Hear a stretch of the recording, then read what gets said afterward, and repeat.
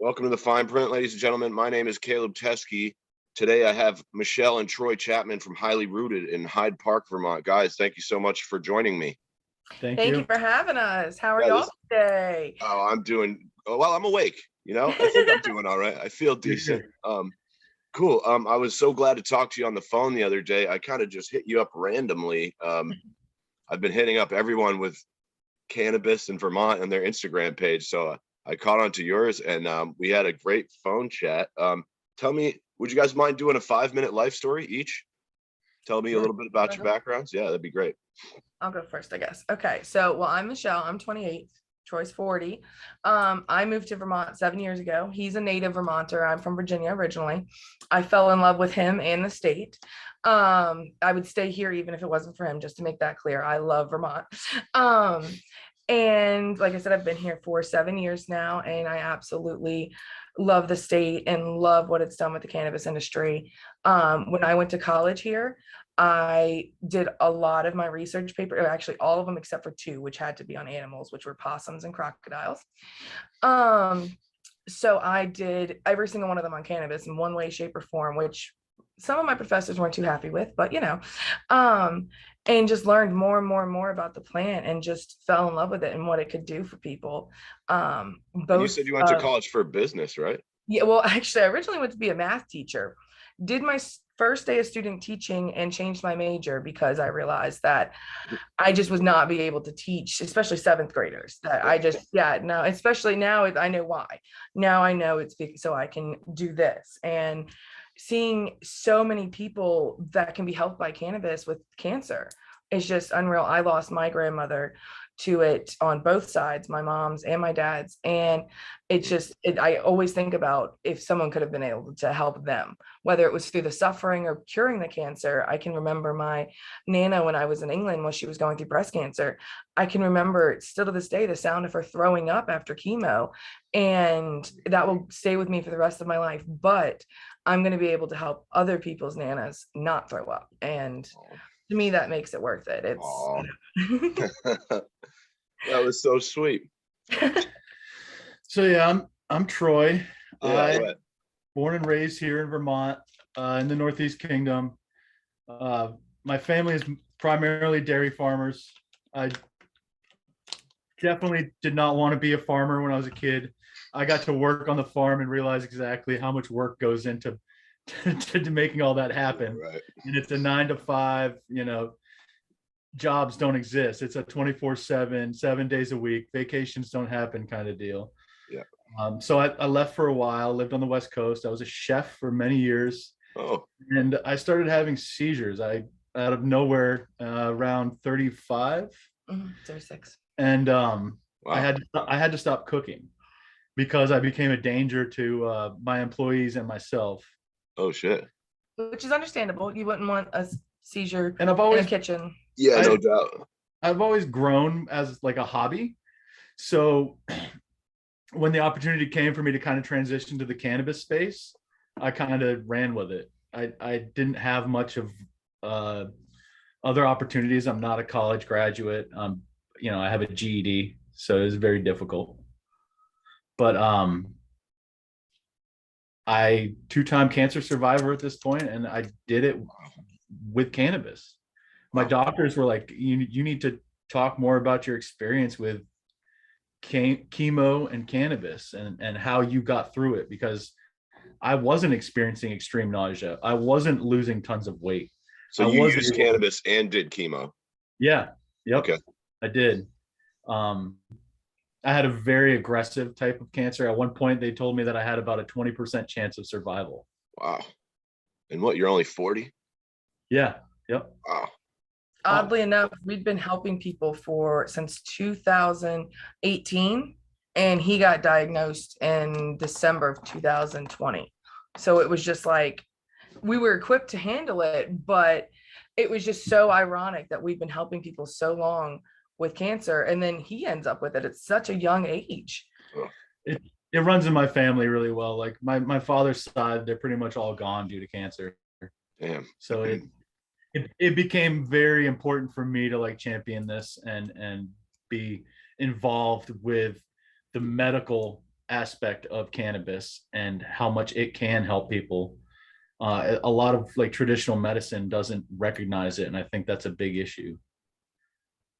I agree with you, man, for sure. Now, before we skip ahead to the extracts and all of that stuff, I was hoping maybe you could tell me a little bit about your growing techniques, Troy. So I've pretty much tried every single style of growing there is. I really I enjoy the living soil because it is it's an ecosystem, and you're really like you're learning a lot more about the plant. It's not just like you're putting food into the bucket and that's it. Like you have to maintain all these other little ecosystems within it to help the rest of the system grow. So I really enjoyed that. I do a lot of hydroponic growing as well, just because of the pace of it is very quick. And I do that organic as well with all organic inputs. So are you growing indoor? Yeah, we actually have a mixed use license. Oh, okay, cool. For like a tier 1? Yeah, tier 1. So we'll Okay. have 125 plants outdoors, and then eventually we will build our own indoor facility. And also manufacturing, correct? Yep. Okay. I just wanted to I always ask about the license types. I almost forgot there, but keep going, please. So the cultivation wasn't really something that we saw as a business, and then there was a huge need for it because of the cost. Like there's so many people that need the plant as a medicine but can't afford it because of the sheer cost of like going to Champlain Valley dispensary for like for example, the taxes and everything included is just ridiculous. And when you're fighting for your life or you're dealing with serious medical conditions, the financial side of that shouldn't be something that stops you from pursuing something that could improve your quality of life. Well said, sir. That's what Highly Rooted is there for. It is going to fund the Vermont Cannabis Care Network, which provides free cannabis to cancer patients. It will help others, but we will focus on cancer patients. That's awesome. As that is, unfortunately, they need it the most, and it can literally be life or death. And at the end of the day, if we're talking end of life, they need to have the best quality life that we can offer them. Now, I want to get into that, but I had a couple more for Troy here. I'm curious if you could tell us, I haven't met a lot of guys who grow indoor and outdoor at the same time. And I'm curious if maybe you could just tell us a little bit about the specific challenges with each type of the growing. One of the biggest things, especially with our climate for the outdoor growing, is making sure that you're selecting genetics that will do well here. A lot of people want to grow the stuff that they see, like Runts is a very popular strain, but the ability to grow that outdoors here is really not that good. So I think a lot of it is genetic selection and making sure that you are giving yourself the best opportunity to have a successful grow outdoors, because it's very, very discouraging to have an unsuccessful grow or to get to the end and have it all get moldy, or there's so many little things that can be very frustrating, and it's a very long process, and there's a lot of work that goes into it. So at the end, you would really like to get quality product out of it. So I spent a lot of time researching genetics and making sure that the stuff that I was growing outside was specific for outdoors and has mold resistance, pest resistance, finishes by the first week of October. These were all things that were important to me. Inside, not nearly as much. Indoors, I grow a lot of exotic strains and like boutique stuff. I would not grow that outdoors. Like, for instance, I've got a white truffle that I grow indoors, and it's a beautiful plant, but it's 70 to 80 days flower time. If you put that outside without really understanding that, you're going to spend a whole season growing this beautiful plant and not really get anything out of it. Or you won't think that the genetic is that good because the plant didn't get to its full potential because you harvested it at 50 days instead of 70 days. Huh, okay. So you might actually have something that is great genetics and just not even realize it because it doesn't have time to come to fruition. It didn't fully give you what its potential was. That's an interesting point. Thought you said you only had a GED, man. What the fuck? I love weed. Yeah. The science side of it. Yeah. I have a black thumb, so I just purchase stuff on. That's all I do. I go. Me too. My girlfriend does all the house plants. I'm not good at that shit. So, tell me, Troy, like a little, have you had any other noticeable beneficial effects from using cannabis to treat your health conditions? Neuropathy. I didn't have any neuropathy with my chemo treatment, which a lot of people go through. It's like this painful tingling on your fingertips and toes. Right. It's a very common thing with chemo treatment. I've heard that. Yeah. I had zero neuropathy. But most people do, and that's what a lot of people use our products for, is the neuropathy for going through chemo. It's absolutely miserable for people. Okay. Cool. And you said it helps you get food down and all that's like the typical stuff. I didn't lose any weight during my entire I lost maybe 5 pounds through my whole chemo treatment because I didn't have any of the food associated issues. I was able to still eat. Now, are you smoking? Are you taking extracts? What's your preferred form of intake? I love smoking hash rosin. But I'm not a purist in any form. Like, I like it all. I consume cannabis on all levels. Word. He would have to be hospitalized for his chemo. You get 3 types of chemo drugs at one time. So you get hospitalized Monday and you get drugs to like help your kidneys and your liver fight the chemo for the next 3 days. And then you get released Thursday or Friday. So he had to be at the hospital. I'm not going to say which because I didn't say which hospital. They basically told him they could smoke.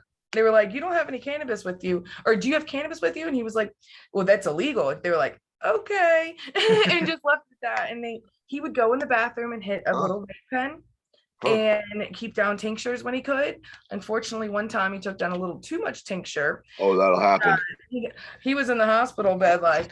I wasn't that bad, but they were really concerned because my blood pressure numbers were a little weird. Like low? Yeah. He was really, he called me on FaceTime and he did not look. I'm like, what? I think I did a little too much. Yeah, they're worried about me. They've been in my room like 10 times. And sometimes the edibles and those kind of things will really knock you on your ass. Mm-hmm. He was trying to do it quickly before one of the nurses that do care came in. And yeah. It was a fun day. It was, he'd have his little cannabis bag. Now, okay, so let's talk a little. My notes are a little scattered from our phone call conversation, but let's talk a little bit about the extracts and stuff, or the Toffees. I saw you were posting up the Toffees. That seems to be maybe your flagship product over there. Tell me about that. Well, my mom's from England. She's from Liverpool, England. That's where I got my name, after Michelle, My Belle, the Beatles song.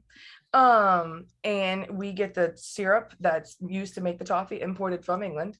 And so then my English mother makes it. So it is the closest you are going to come to authentic English toffee made in Vermont. And it is buttery and delicious. It is definitely very, very unique item. And it's a pain in the butt to make, but it's worth every bit. Yeah, look beautiful.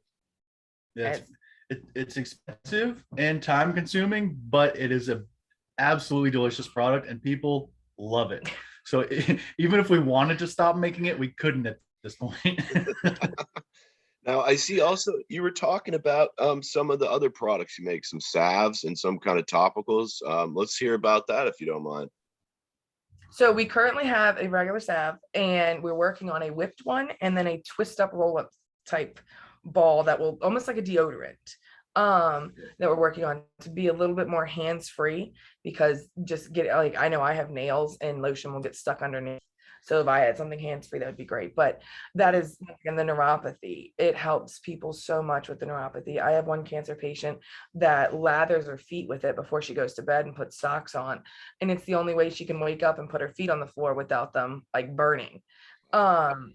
And I mean, it's absolutely, I've never dealt with neuropathy, but I've seen people sitting there like trying to massage their hands and it's so painful. I feel so bad, but the pain salve helps so much. And that's one of the things that I would love to get it to where every oncologist had a free bottle of it for every cancer patient to at least try it to see if it works. Some people they're not even willing to try it, and at least try it. It's that's what, like I was telling you with my grandma before she died, I got to give her a little bit of a weed cookie and we had to kind of talk grandpa into it because he was not feeling it. but it's like she's dying, man. Like, Let just, her.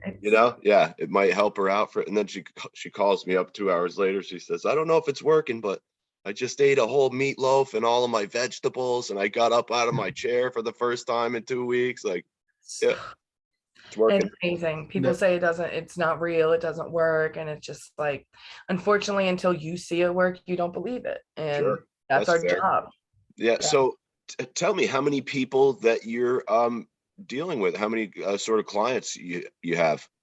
We have a mix between, I would say, 30 to 50 clients, because thankfully cancer goes away.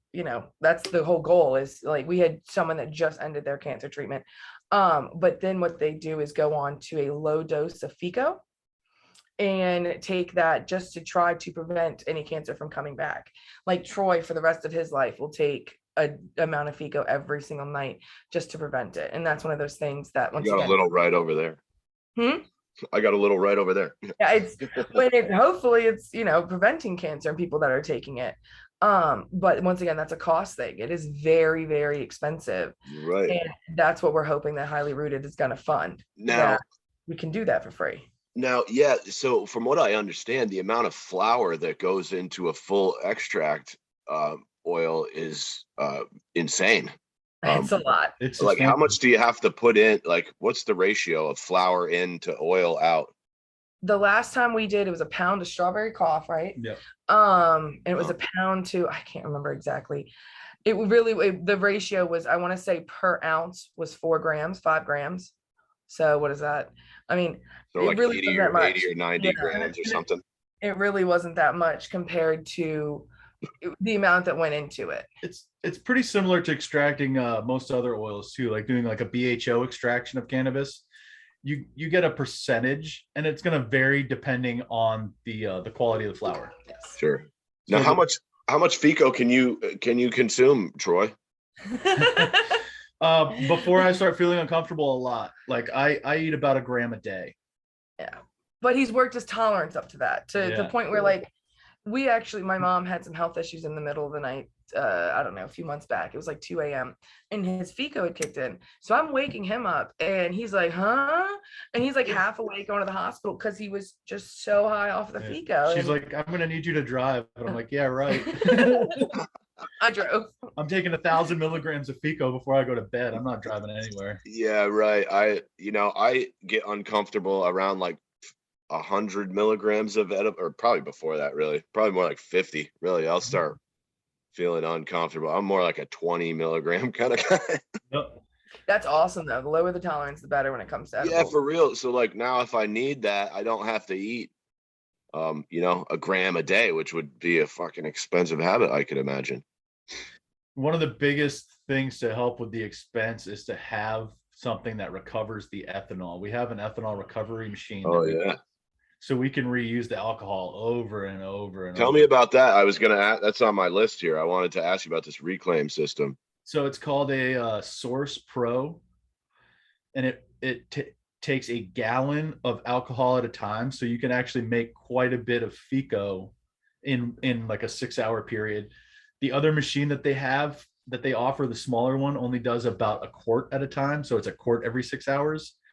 We upgraded to the larger machine because we realized we needed it, but it literally you pour it all into this large vessel. It heats it at like 115 or 120. It's extremely low temperature, just enough to get the alcohol to evaporate. And then it collects all the alcohol into a jar, into a large mason jar. Oh, it's like a little still or something. Yeah. That's almost exactly what basically it is. what it is. Yeah. Cool. How much one of those run you, if you don't mind me asking? It was $2,000 for the larger machine.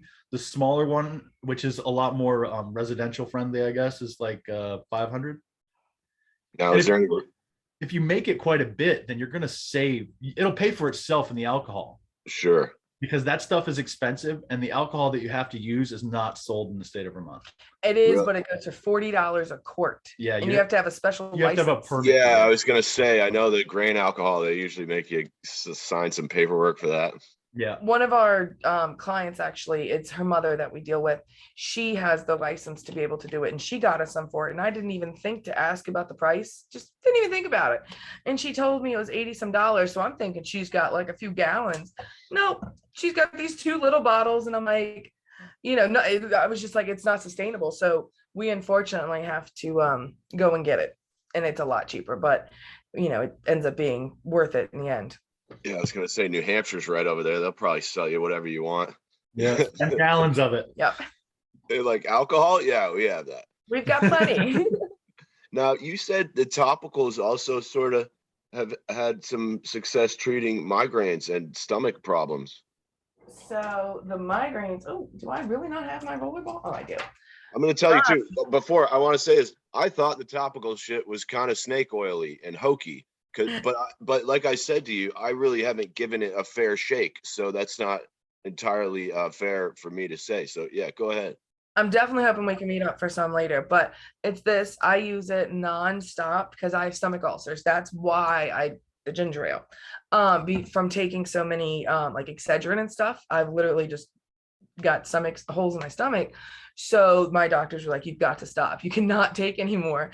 So I've been using this, and it's attached to me at the hip. I put it on my forehead and on the back of my neck, and it works so unbelievably well. My friend, who is a nurse, she's actually a traveling nurse for the ICU.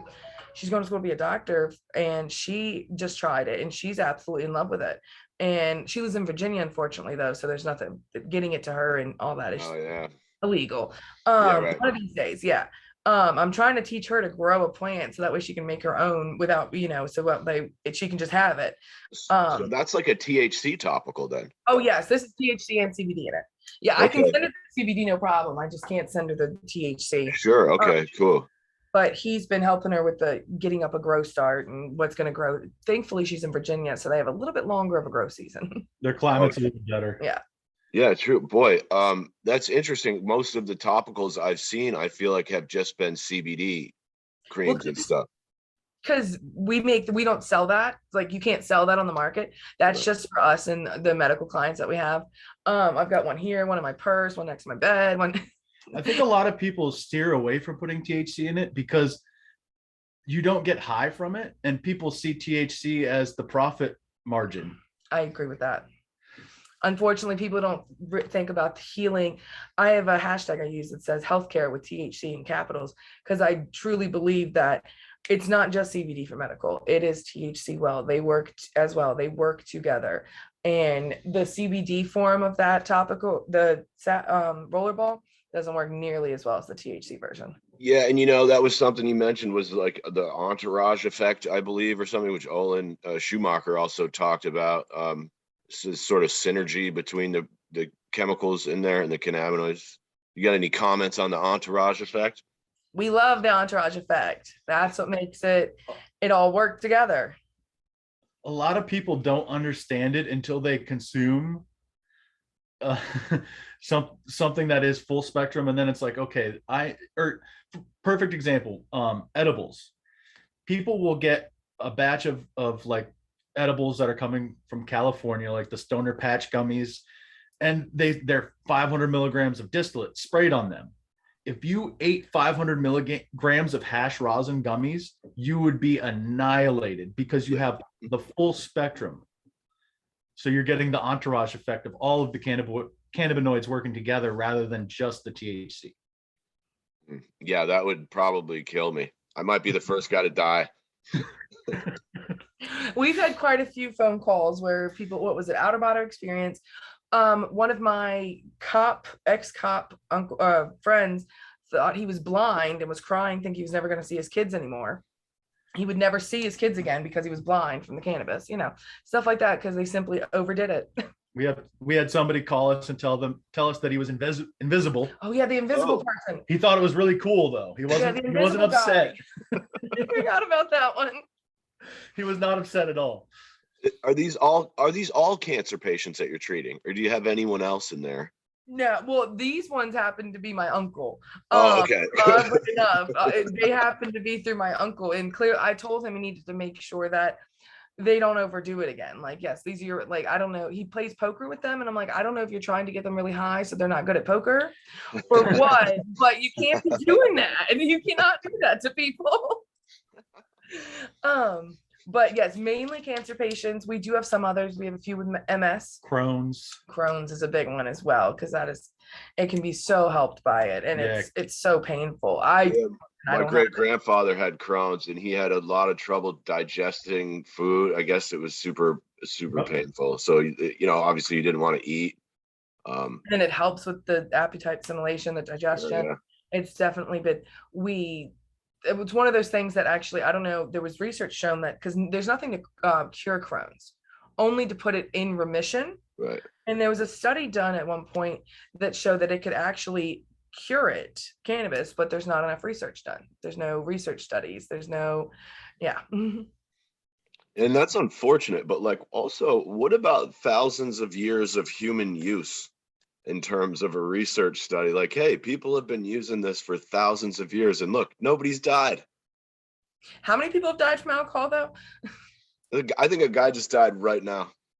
Yeah, it's unreal. You've never seen someone eat, I don't care how much cannabis they take, unless they choked on it, they would not die from it. And they feel safer taking these pills from the pharmacy, but the reality is you're not safer. They give you something to help you sleep, and the side effect gives you muscle tremors that are fucking uncontrollable for the rest of your life. Like, how is that, like, great that I can sleep, but now I've got an arm that's just like flopping all the time? Like, is that something that happened to you, Troy? No. My doctor, okay.